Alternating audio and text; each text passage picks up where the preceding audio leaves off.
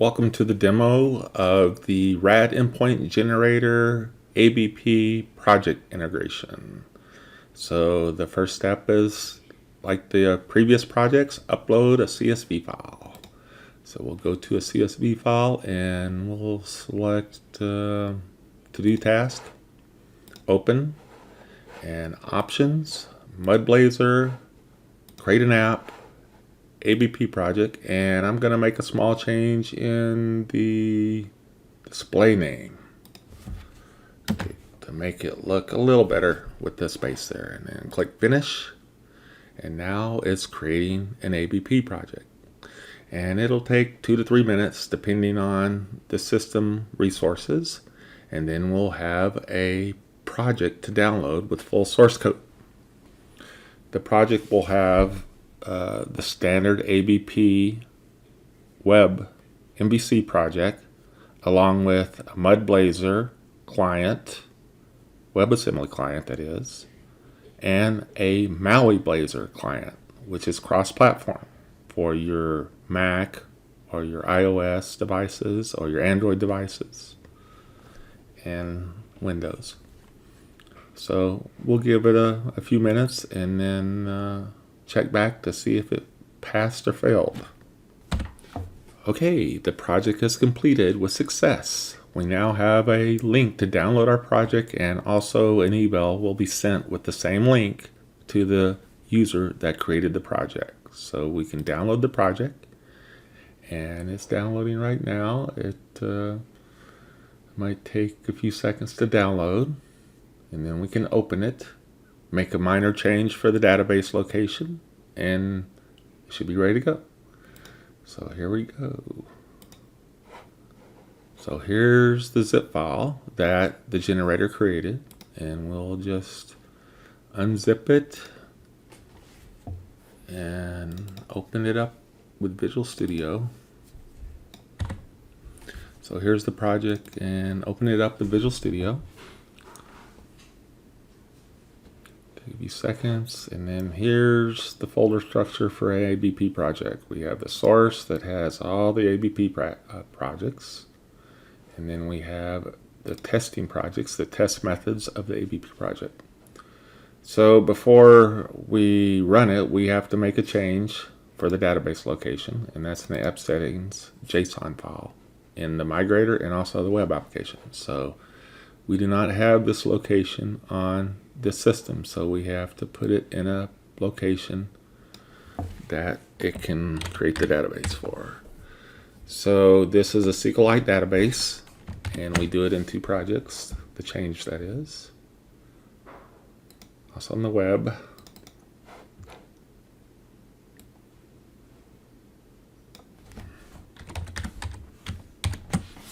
So now we're ready to create the database. So you go back to the DB migrator and run it as in without debug, and it will open up the database migrator console and create the database.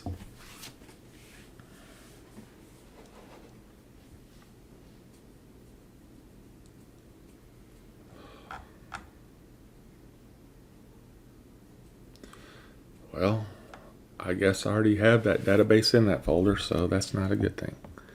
So I need to fix that. Okay, now it's working because I deleted the database, and now we have a new one. So because it was already there, I actually didn't need to run the migrator. I could have used the one I had, but because it was already there, it failed because it's trying to create new tables in the same database, which there was a duplicate, and so that's why the error happened. Now the database is there, and now we can run the web app.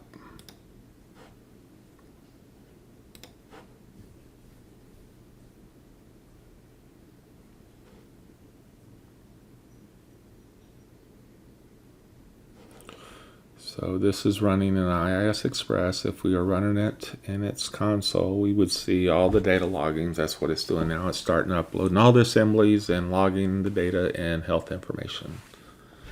The ADP framework takes care of pretty much anything you'd want to do in the back end for auditing or logging. So anyway, it's start up and log in. admin, and we'll use the ABP password.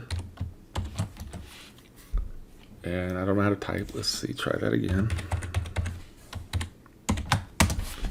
And now we're logged in. So here's our app to do task folder with our entity to do task. And so here are 3 tasks. I don't want to save this. And it gives us edit and delete, and we can add. And so this is ABP web app that also has the host. We want to leave it running to show the MudBlazor app and also the Maui Blazor app. So now we can run the Blazor app. So if you want, you can just set it as default and hit Control F5, and that runs it without debug instead of using the menu options. That's a hotkey, and so now it's launching. So it launches with a default website, just like the non-ABP projects. And you can replace this information all you want, and text is just a generic landing page. It has a theme support, dark theme, light theme, has colors. So let's see, we'll go back to purple, and we'll just leave it like that. And then to log in, we click the switch, and now we have the new items, the new buttons for logging in, and then we can log in with the ABP user.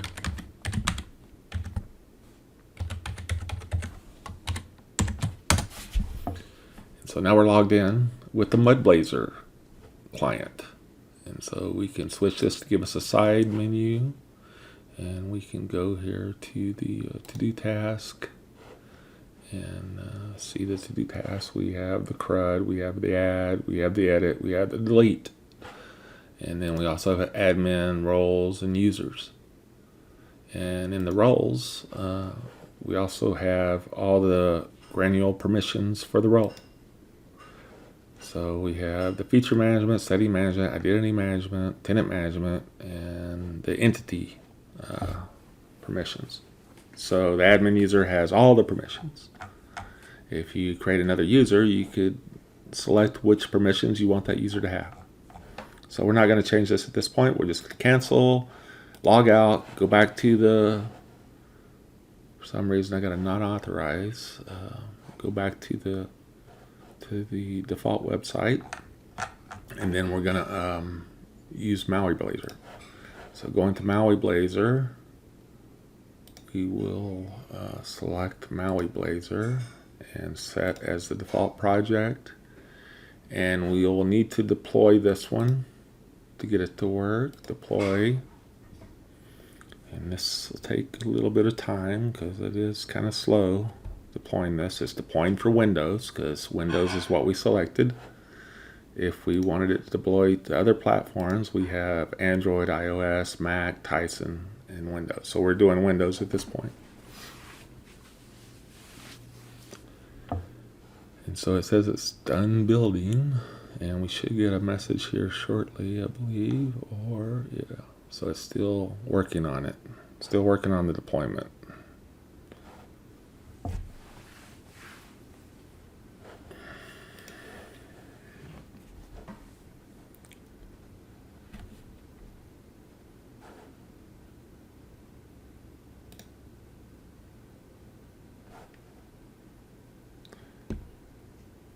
It is a little slow to do this. Okay, what does it say? It doesn't like, because I've already done this one on, so we'll just do it anyway. And then, oh gosh, it didn't like that. I've already done this one, so let's just see if it'll run.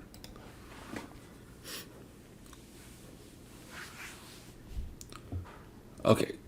So now it's running Maui Blazor, and it looks similar as the MudBlazor website, except it's Maui Blazor, and it has the theme support and the colors, and then it also has the switch to change the navigation. Let's get rid of this; it's popping out. So, and then we need to log in. Kind of bright on the color there.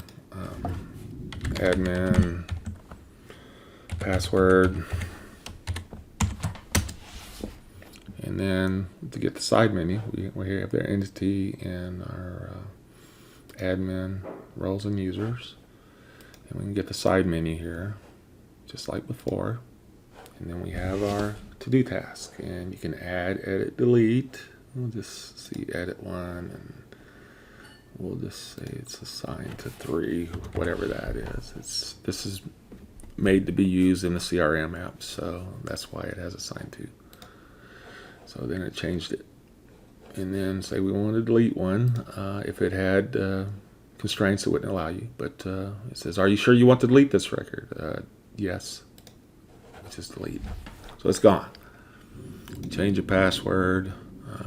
The admin, again with the roles. Cancel. And then the user, which is only the one user. So one caveat to this, you don't want to take admin away from the only admin user, because then you'll be locked out. So if you uncheck this and update, you will lose your access permissions. So you need to have at least one admin with the admin role. So we don't want to change that. Now, the MudBlazor web UI has a database check to prevent this from happening, but the ABP allows you to do this in the current version. So let's cancel. And then we'll just log out, and it'll give us back to our default web page. And that's it for the ABP integration with the MudBlazor web UI and the Maui Blazor with the MudBlazor UI. So thank you for watching this demo, and I hope to have some future demos soon. Bye.